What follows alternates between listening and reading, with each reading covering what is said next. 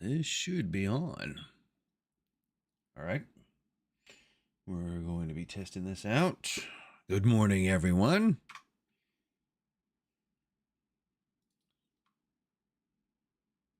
Let's see what we can see.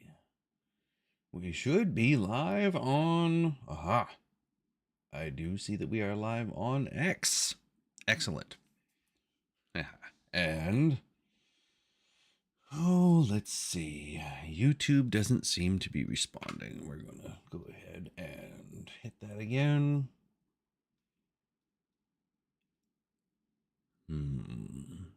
Says streaming.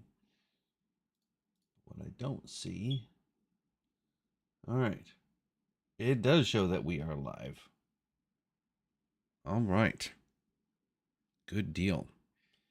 Let's go ahead and tell some folks that we are live. We are alive. Johnny 5 is alive. Sorry, this is going to take me a minute since we're just getting started. And I'm still having coffee. That's my excuse.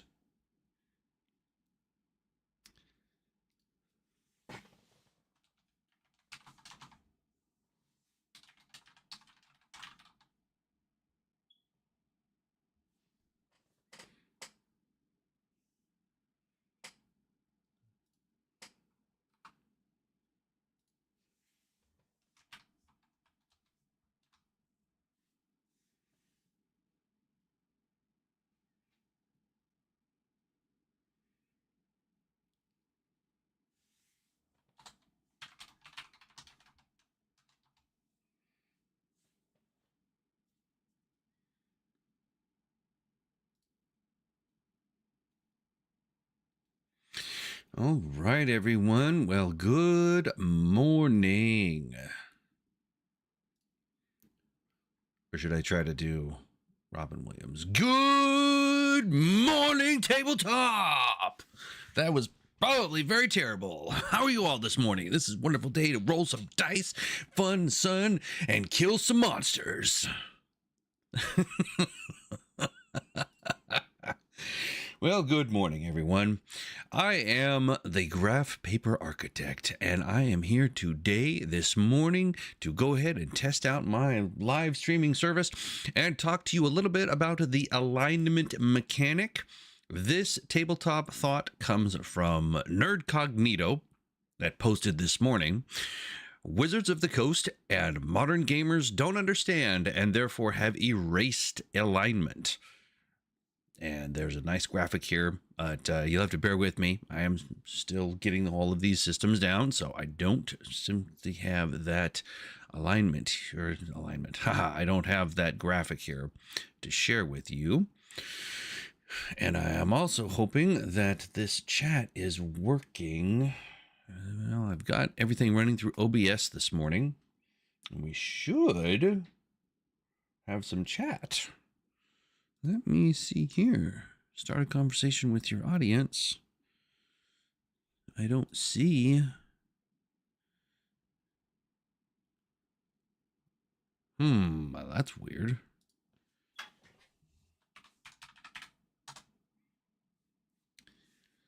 All right. It says that it is sent to YouTube. So this, if Restream is working and YouTube is working and we have X is working, but I don't have chat with X. It looks like the chat add-on for OBS works with YouTube, but there's probably no one here yet since this is our very first live broadcast really going out to everyone.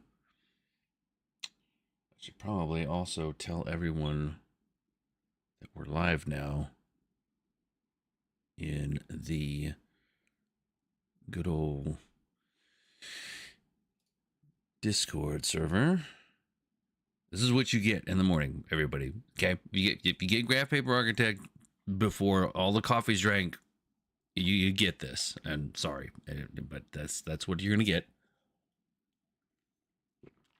keep getting that Black Rifle coffee in me and get this whole streaming thing hammered out. I really wish that I had a more controlled environment. You should see I've come from broadcast engineering, so I have my second monitor here with my two windows where I can see that we are actually on the air, and but I'm not seeing the chat right now. Let's see. Live now on YouTube and X. So if people are in our Discord server for Tactical Fantasy Games, then maybe they'll see that. I don't know. They're sort of just randomly flipped on the camera. And I don't see anything else going on. So anyhow, let's go ahead and get some of this started. Before we get anybody in here to discuss the mechanic of alignment. And if you are new to tabletop role-playing games and new to all of this, and you're just now stumbling across this live broadcast, then I'll do a little touch base on it. Within the tabletop role-playing game genre, it started with, of course, Dungeons and Dragons, the good old five-headed dragon. And there is a mechanic in these games, and you may have seen this mechanic also in games like, boy, I'm brain farting. I need some more coffee. Help me. I just wish I had a chat. No one can help me. Star Wars, The Old Republic. Yeah, they had mechanic alignment in there. You had alignment mechanic in, of course, the Baldur's Gate games on the PC. So there are other games out there that are not just necessarily based on tabletop that have an alignment mechanic. How good or bad your character is. I think I remember Fable's one that has alignment. And what's another one? Dragon's Dogma, something like that. I think there was good or bad alignment, or maybe some shifting in there. I haven't played a whole lot of it.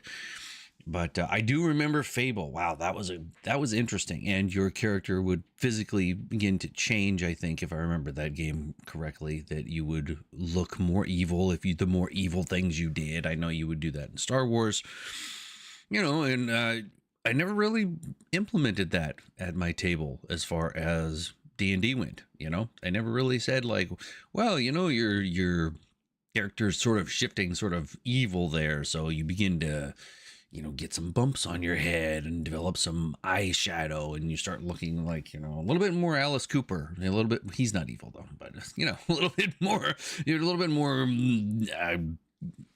gothic horror, look to you. You're a little bit more gaunt and sort of skulking and creeping, maybe that sort of thing.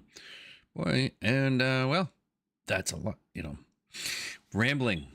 Don't you love morning rambles? The alignment mechanic. You can look it up. But the alignment mechanic, I think, is very important to role-playing games. I have an old video on it, really old video on it, actually. And I looked at that this morning. I was like, oh, I'm wearing a blue t-shirt. Maybe the blue t-shirt has something to do with it. I put on the blue t-shirt, and then suddenly now I want to broadcast. Alignment is, I believe, one of the great gateways toward actual roleplay. I don't know if you can hear that. That's my dog. He likes to get active when I'm talking. And it's a gateway towards role-playing. It, I think, bridges the gap between just playing a role and role-playing. We did a little discussion on that as well. I think alignment is a very big part of that. It is a portion of your character that you make some decisions about how this character is going to behave, and how this character is how they see the world, how they operate within the world, what is their moral compass, and how they're really going to be, doing things. So alignment is a very great tool for that. It's a great for putting your mind in your character's mind, so that you can explore those possibilities of the character, as well as and within that you can then also begin to explore the possibilities of characters that have completely different alignment structure than your own personal alignment.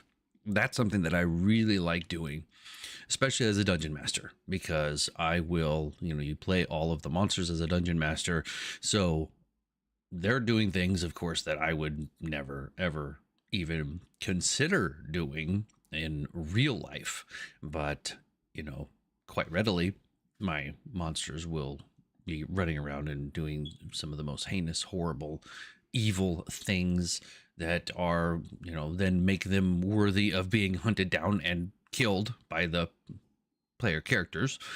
And so that then requires that I can put my mind in an alignment or in a thought structure that is completely foreign to me normally. It's a great mental exercise for me. I think it's a lot of fun. It's fantastic to go, okay, well, how evil could this person get? How just twisted could this person get? Also in acting, I love acting, and I think that this is a great tool as well for actors, because it allows you to begin to model that evil character and think, oh, they're a racist, or they're a phobic thing, or whatever it is that this evil person is. Let's say Leonardo DiCaprio in Django Unchained. I think that's the right movie. I haven't had all my coffee, so you'll have to bear with me. I'm pretty sure it was Django. He was like really, really evil, and I don't think he is in real life. I don't think he shares any of that kind of stuff. But you can portray that. As a dungeon master, you can portray that evil when you are expressing to the players, and you want to get that emotional tie-in. You want to get them emotionally invested in what they're doing. So of course you're going to be, talking about the let's see, we'll just cook one up. You've got classic. The local baron has decided to take it upon himself that he wants to have the rights to any bride that are going to be married in his little area there, just like the king would have in some other settings. And that's pretty darn evil. So he's got his goons, and they're going to go, and there's going to be a wedding. So they're going to go kick down the door of the bride to be and have their way with her, because, she's going to get married. And so pretty evil stuff. Probably not going to get too graphic into the description of exactly what's going on, but even just saying it, just talking about it right now, I can imagine that everybody's watching this going like, holy cow, yeah, where's my sword? Let's go have a discussion with this baron. This is some evil stuff. It needs to stop. So you don't need to necessarily get melodramatic or descriptive, like, I will now take you to the railroad tracks, my pretty, and I will tie you to the railroad tracks, and then when the hero comes to rescue you, I will be hiding behind this bush, and I will jump out from behind the bush, and I will murder them, because I am evil. You could do that. If you enjoy a little bit of cartoons with your Dungeons and Dragons, I like to play that sometimes, but I also like to play some really subtle evil, some very manipulative Nurse Ratched kind of just evil in the background, where they'll be off whispering in the courts and getting other people's attention to, oh, you know what, these adventurers, they're going to be going out and causing problems for us, so you should go ahead and get the other dock workers together and murder them when they show up to find out why the shipments are not appearing at the docks, because let's say that they have a little enterprise going where if any of the shipments arrive to the kingdom, and they want to strangle the kingdom and take things over. So whenever the shipments for new arms or armament come in, then you've got dock workers that, will take care of that. I'm rambling again. Hey, we've got our very first ever chat. Old School Gamer. Good morning, Old School Gamer. I'm glad to see this works, and I'm really happy to see you here. Thank you. I'm glad that this whole thing is actually working. I've just been randomly talking to the wind, like hoping that this is actually going to work. I've never even really, done one of these. It's my very first live stream. Old School Gamer, if you don't use alignment, you are all chaotic neutral. Yeah. I could see that. What is going on with my hair? That is crazy. It's tweaking out on me. Huh. Are all chaotic neutral. Tech is evil. I can't figure it out. Thanks, Old School Gamer. Yeah, I come from a technical background. A little bit about me. I don't really share a whole lot, or at least I haven't just yet. I was a PC technician for a long time back in the day. Safe mode, Windows 95. Yeah. Taught it myself, DOS and Windows out of a book. But from there, of course, going into broadcast engineering. So this is cool. Plateaued at NT4. Yeah. When I was working for the news station, I would have Windows 95, 98, NT server, and I could get all of those to play nice, communicate with all of the analog and the digital machinery that we had. We had racks and racks, of course, and we were still running tape. We had actual tape.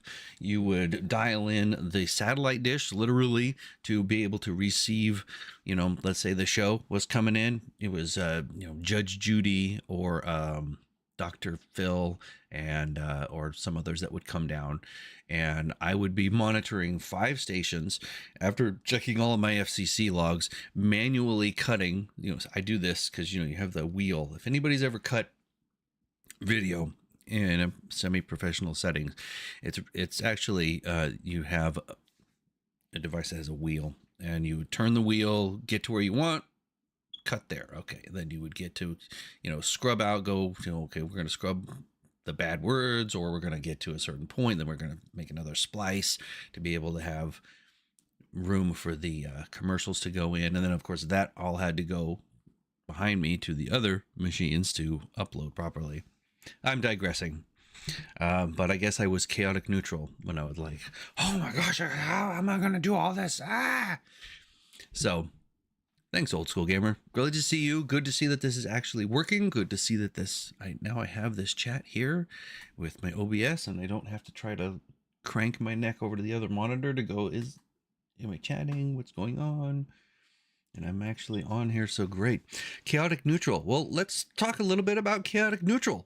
Let's talk a little bit about alignment, especially for, some of those, you got these people out there. Like I said, if you're new, great. I love talking to new people. You should come around my channel and other channels that I will promote on here all the time, especially things like the Dungeon Delver with Bill. Great channel to go to if you are new to role-playing games and want to learn, especially original D&D. Fantastic. He loves to answer questions. So the alignment system, older than dirt. Yeah. You remember digging around in the dirt and you'd have the Hot Wheels and you would go and make the tunnels, and yeah, that was the day. I would do that. I would play with that right after we dropped the mammoth, and you got to carve up the mammoth, get it done, hit it with the rock. And when that was finished, then I could take my rocks and dig more holes. I'd pretend they were Hot Wheels because they were just rocks. Yeah. 3x3 sandbox. Yeah, I hear you there. And that's kind of interesting to talk about a sandbox with an alignment system, because it sort of is becoming, I think, that. That's a very interesting thing to come up with. When alignment is a sandbox instead of actually being sort of a rigid structure. So alignment, for those of you that don't know, classic alignment has 2 tracks. It has chaotic, neutral, and lawful, and it has good, neutral, and evil. And you can mix and match to your taste.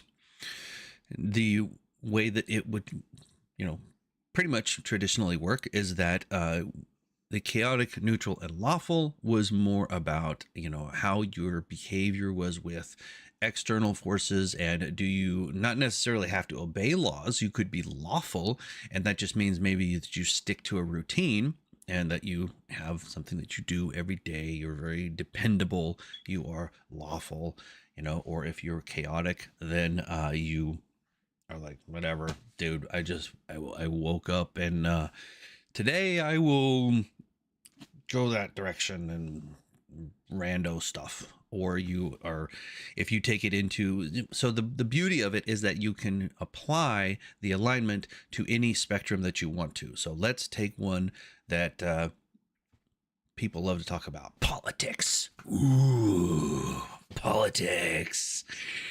If your character is chaotic and you go into a city setting, then you may find yourself thumbing your nose at laws quite a bit. You might decide, more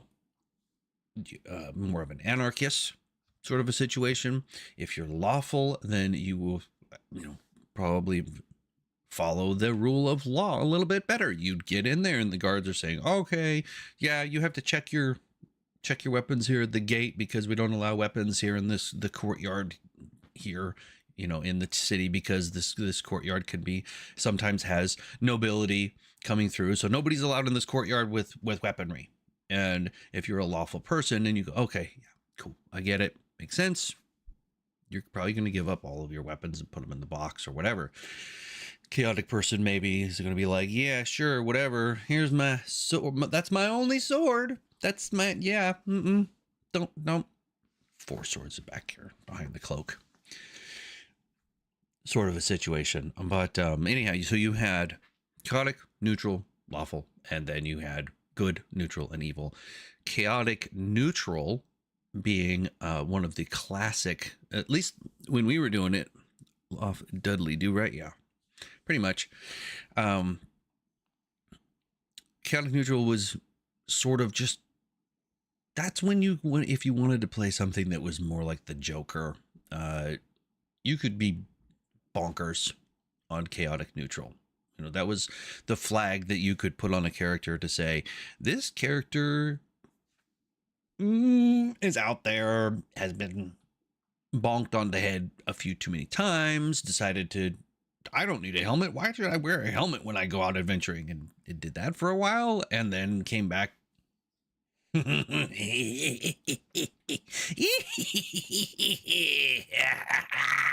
Batman, yes, now I will come and get you. Yeah, could happen. But it's interesting that you brought up Sandbox, and that's pretty darn cool. I think maybe that's where Nerdcognito is going with this, is that if your alignment is a sandbox and your player character can just whatever they want to do willy-nilly or whatever, then, it, for one, as we were talking about earlier, it just sort of, I think, in my opinion, I think that it breaks down the mental imagination for the player character, and because you're just doing whatever you want at the time, and it blurs the line between the character and yourself in a way that, there's no point. If you're attempting to role play something that is not you, and you want to think in those terms that is not you, and you just eliminate alignment, like, whatever, they just do whatever they want whenever they want, and who cares? Nobody's gonna care. Today I'll kick a puppy. I just feel like kicking puppies today. Puppy kicker. Yeah, there I go. I will go out into town and kick every puppy that I can. And then the next day, I am, saving the princess, or I am jumping in front of the arrows to save the child. I will run out and stop wagons before they run over kids in the street. Two completely different paradigms, one evil, one good, and you're just doing whatever. I mean, sure, you can do that. But then to the way that I think, the way that my mind works, I think what it does is that it blurs the line between player and character in a way that is not beneficial or healthy. You really need to have more of a rigid line between player and character. I think that because if your character, let's say, is going to do things that you would not normally do, if you are playing an evil character or a neutral character or somebody that has to perform acts that you would not normally do, and you don't have that rigid line, then maybe you start thinking, well, would I really do that? Or would they really do that? Or it's interesting. Let's see. Okay, old school gamer again. Most complaints about rules are complaints about limitations that made it a game. AD&D when penalized for out of alignment play. Yes, exactly. But I saw an interesting piece on how limitations actually generate better play or more play. So a lot of people will think that rules and limitations restrict play and therefore you cannot play, but that's not true. The rules and restrictions actually get people to think, with the magic question for life, the universe, and everything, besides 42 being the answer, is if I could, how would I? That's what you always want to come up with. If I could, how would I? If my player character could do X, how would they? If you have restrictions and rules that force you to think outside of the box and go, well, how would this happen? How could this happen within this structure? You can create something that's within that structure and then be able to play it. If you don't have a structure, as we were talking about, if you have just alignment sandbox, then it's what's the point? And really, what's the point to anything if you don't have some kind of alignment? Think of just yourself, right? People, because we try to mirror, or we try to emulate reality, realistic fantasy, at least in tabletops, right? People have alignment in real life because you have motivations that come from, let's say, emotional centers, because I think alignment really is about emotion. You do things because you feel that is the correct way to behave. And because you feel that way, that's what you do. You're doing that. There are probably some things that you do because you have to, because you live in a society. And so you're like, oh man, why do I have to drive 35 miles right here? There's nothing here. There's not even houses here yet. Why does it have a 35-mile-an-hour speed limit? Oh, this is dumb. But that's the law. That's the rule. You either do it or you don't. You make that decision. If you, how you behave. Do you, let's say that you're walking up to the store, you got somebody coming out, they got a bunch of bags. Do you open the door for them? Hold the door for them, right? Do you? Do you not? Is that something that says something about you personally? Your alignment? Would you say that someone of good alignment would do it, or someone of evil alignment would not? Maybe. Or maybe the evil alignment person would absolutely hold the door open, because that makes it so much easier to hopefully find out if this person's a mark, to be able to follow them back to their car and steal their groceries. I mean, the behavior doesn't always match the alignment, but without alignment, you don't have a reference point to be able to have a discussion, to be able to have a thought of why. Another one of my W's, check out my videos.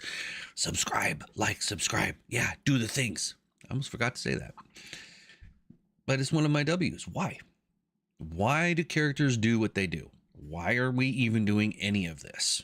Are we Why are we trying to save the kingdom? Why are we going to kill the goblins? Why are we, is it just for treasure? Is it just for gold? Or is it just for this, just for that? Whatever, fine, whatever your motivations are.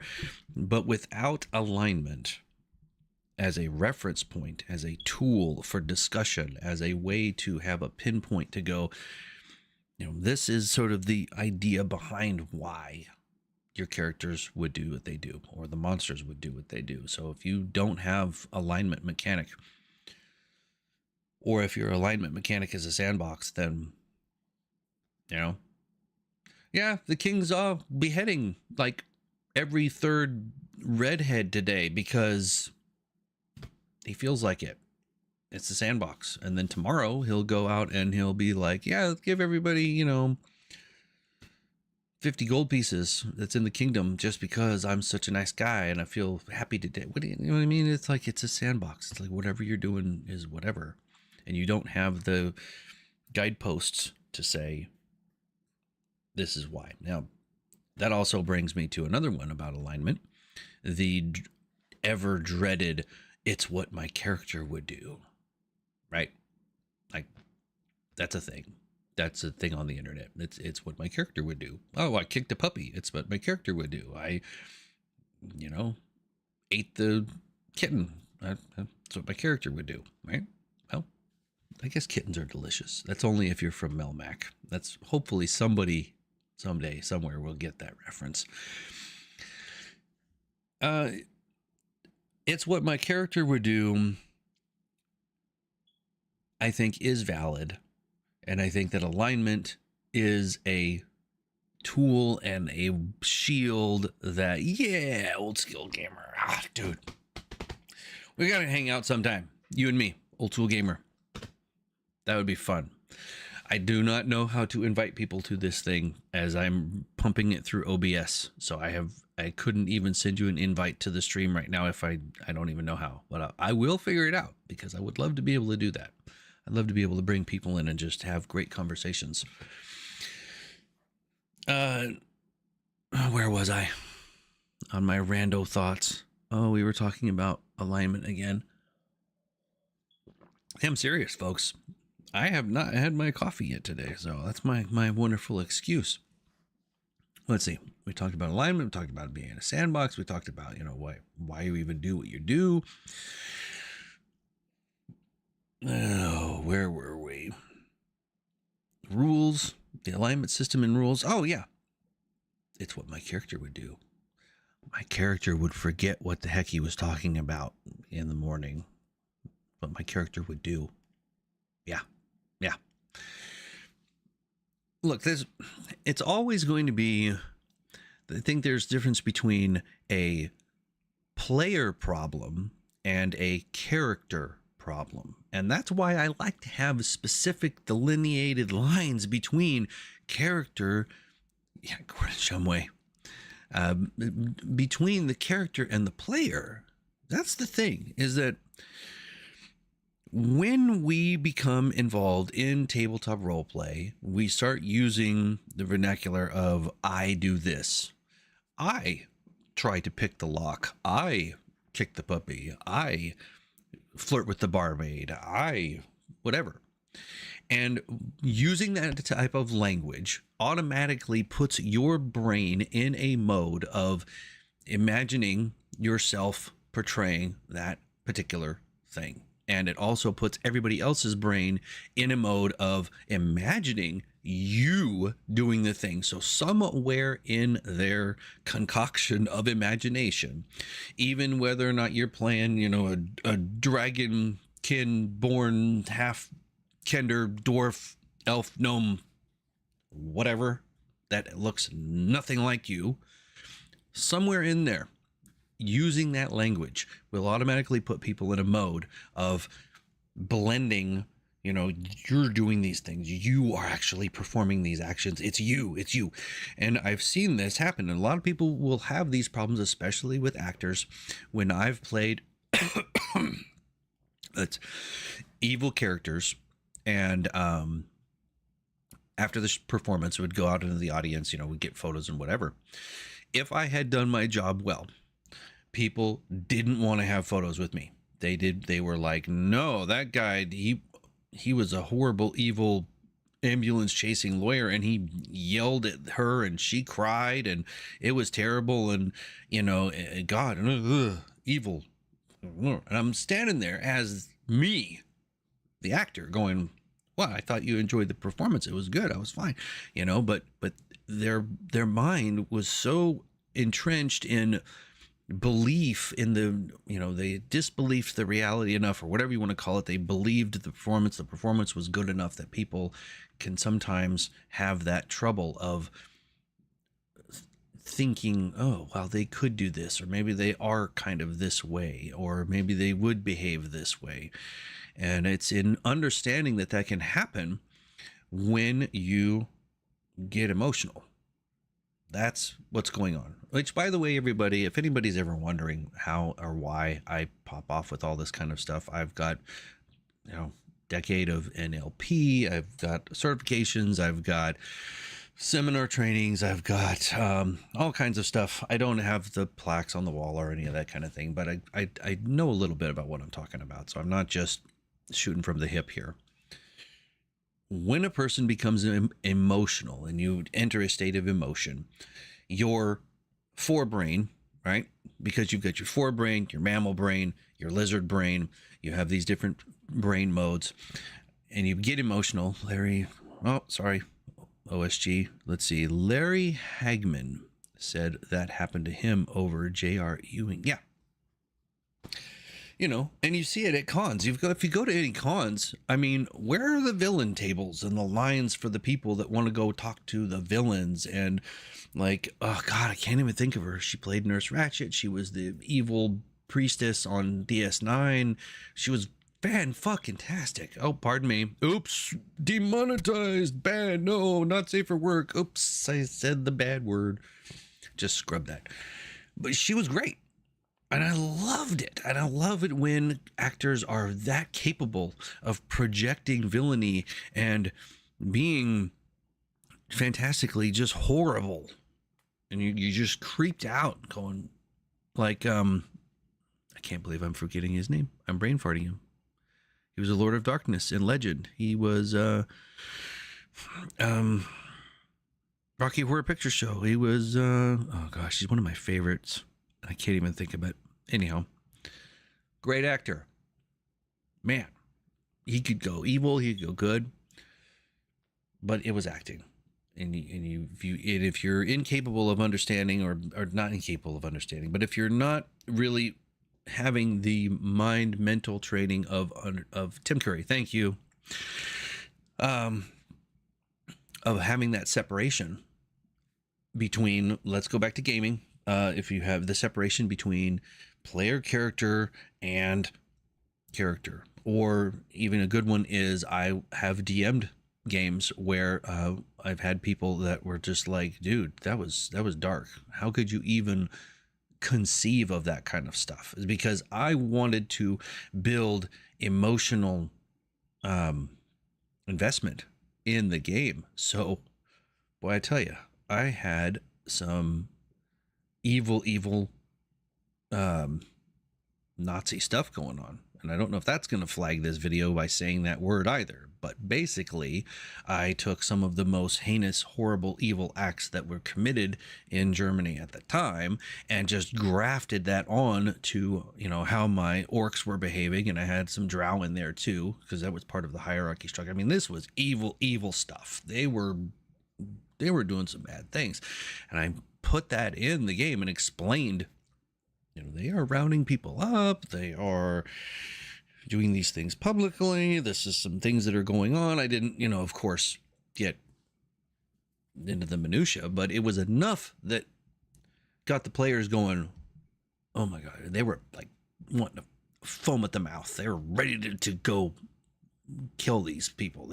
Or kill these monsters. They were just like, oh, And then afterwards it was like, dude, how could you go there? How could you imagine that when you create your world? That's a whole nother topic that we're going to be discussing, of world building and, how people need to separate themselves from somebody could make something and not be that way.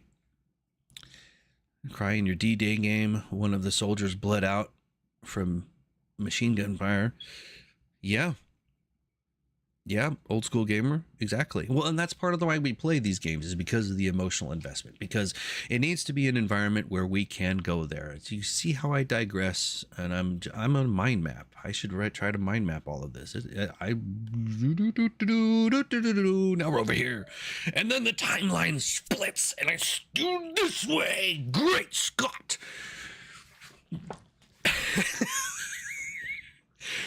So we're having emotional investment. That's why we play.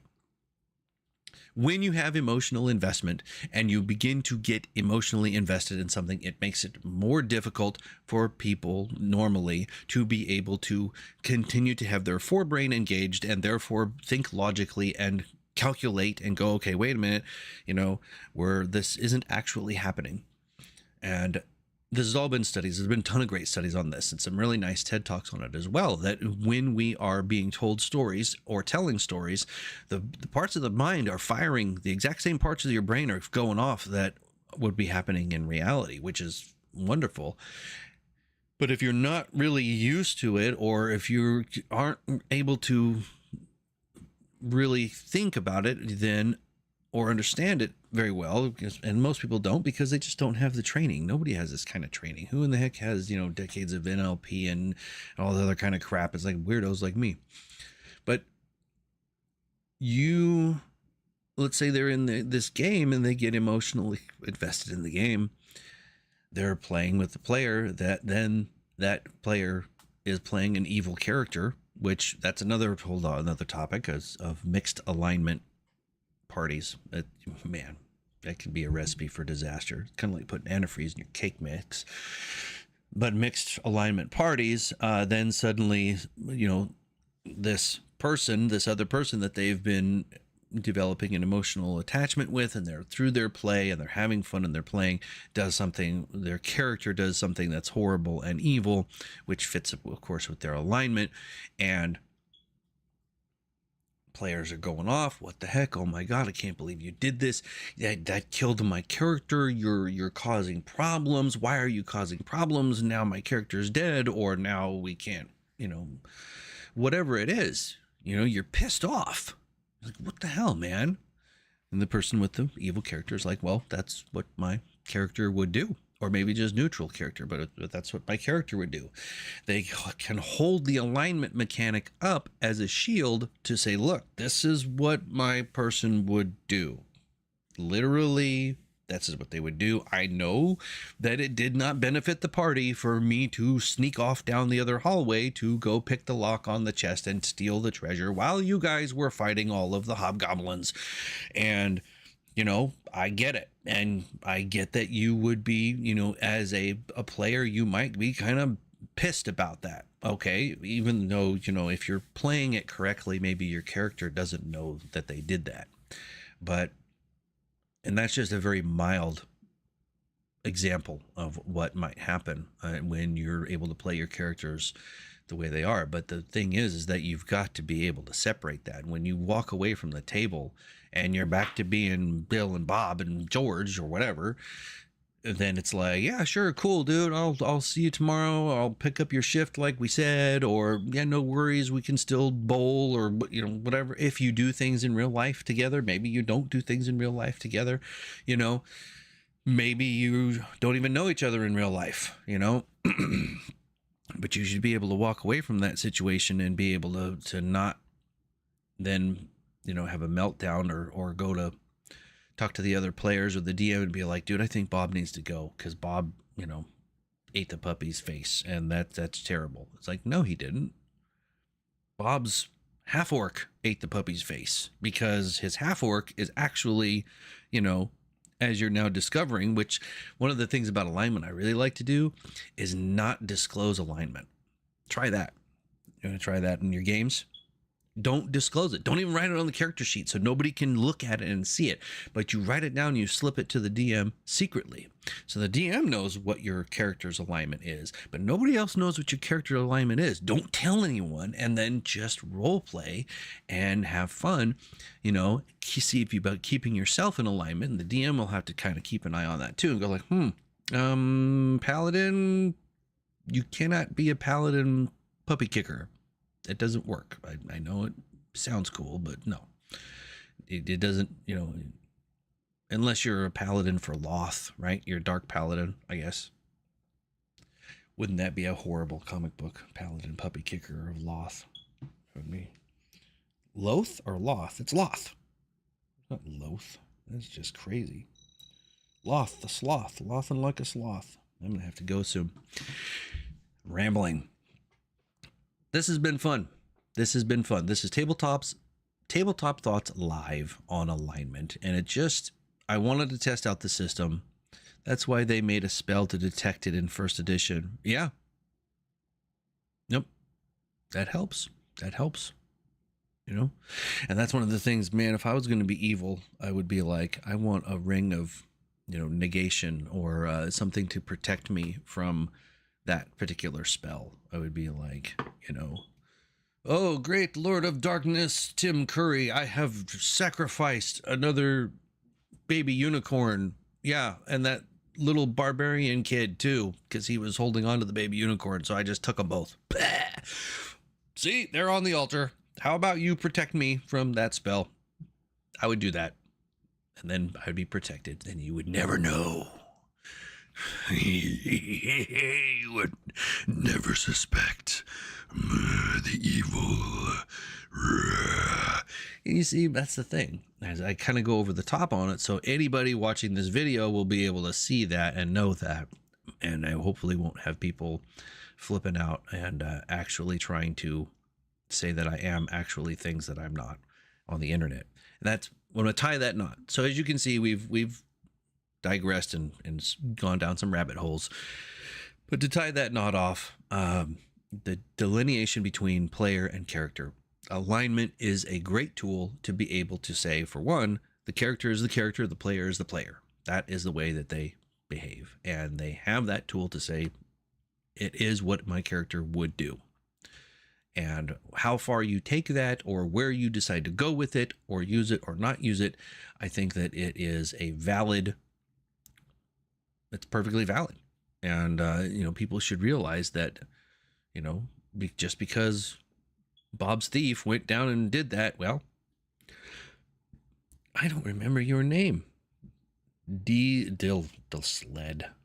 I always read it as like D-Sled, but it's not. And I know you. Hey, good morning. Good morning. I'm glad you're here. I don't know how to say it. I've never known how to say it. We've been hanging out online all this time, and I don't even know how to say it. Well, good morning. Thanks for being here. Really appreciate you being here. That's right. Your name is Michael. I'm Michael. There are so many Michaels. We're like Spartacus. That's the thing about Michael. And I use Michael instead of Mike because holy cow, man. Mike's? Go and yell, hey, Mike! Spartacus. They're everywhere. We're everywhere. That's right. I was thinking that, but I'm still having coffee. Well, good morning, Michael. Thank you for being here. I appreciate it. I don't know. I needed to get this done. And just went through the beard trim. I'm going to trim this up a little bit more, I think. And I decided, it's time. Let's just do it.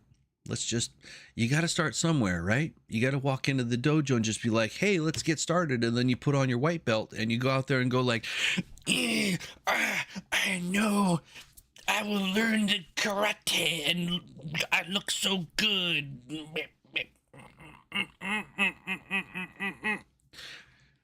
This is my white belt live stream, everybody. And I hope you're enjoying it. I'm certainly enjoying it.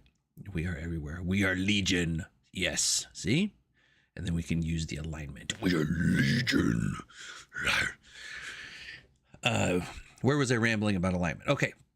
First of all, we talked about the alignment mechanic, and that the alignment mechanic, for a multitude of reasons, I believe is an excellent mechanic. And I think it's a way to allow people to be able to weekly shows on Wednesday. Had a co-host need to recalibrate for being a solo host. I thought you were doing shows. I thought so. OSG, I did. I've been Guys, I have been not even here. That pushes the comments through from X is pretty cool. I've never seen anyone use it though. Yeah, I've got to figure that out. I've just now figured out the OBS tie-in, and of course I'm not giving them any money right now, so I only have 2 channels. So I went with YouTube and X, but I've got it set up for Twitch. I've got it set up for Rumble, and but yeah, I haven't been on it. You know, I was around. I even got to play with Bill and Bill's game. That was fantastic. I'd love to be able to return to that, but it's been time. No time. Just life. It's like,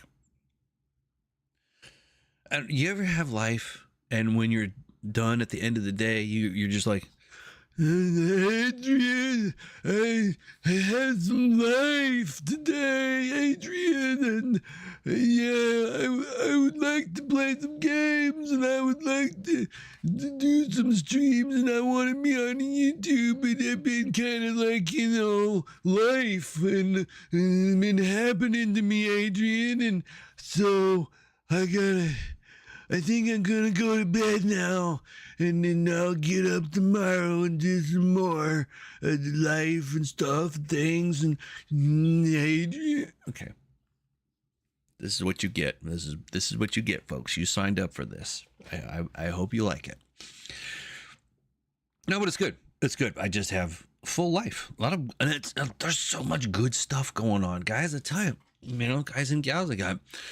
Tactical Fantasy Games is on its way. We've been grinding at this for a couple of years, and you can see it on my posts. Things are going to start kicking off. We've been working on Adventure Engine, and that's the thing about game devs, man. You're just like, you're sitting there after 9-hour grind, and my grind involved staring at a screen all day, and you're sitting there at 9 o'clock or after 9 hours going like, oh God, I have to write an adventure now. What am I?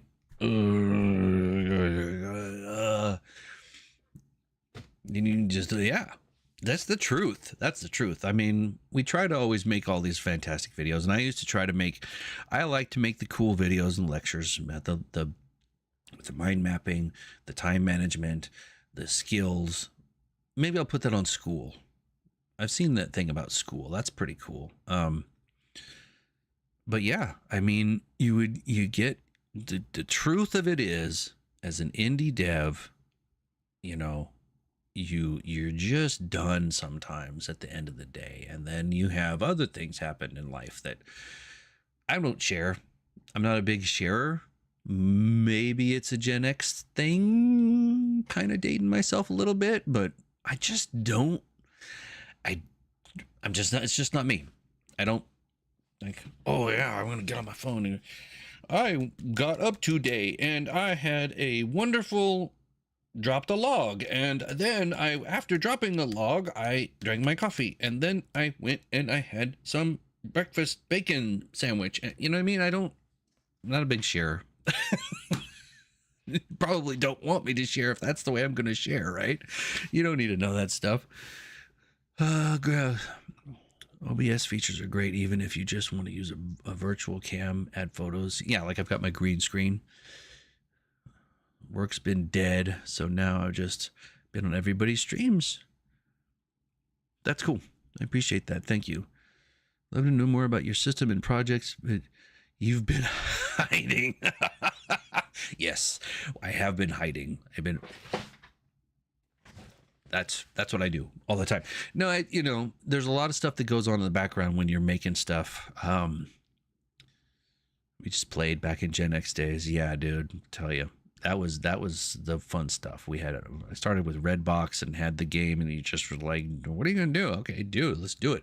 And then when new stuff came out, you put in all the new stuff. Remember when, like, okay, you're going along, and then Conan, and then you had Conan, like, okay, we're going to be Conan. And then 13th Warrior did that. Did Willow came out. You had, any movie or book that came out, the new comics would come out and be like, oh yeah, I want to do that too. And you start putting it all in there. It was a lot of fun. Digressing again, because I'm gonna have to go soon, but we'll put a bow in some of these things. Alignment, I think, is a fantastic mechanic for a multitude of reasons. One of the main reasons that I believe is that it allows the game to be more than just a game. We have role play versus playing a role.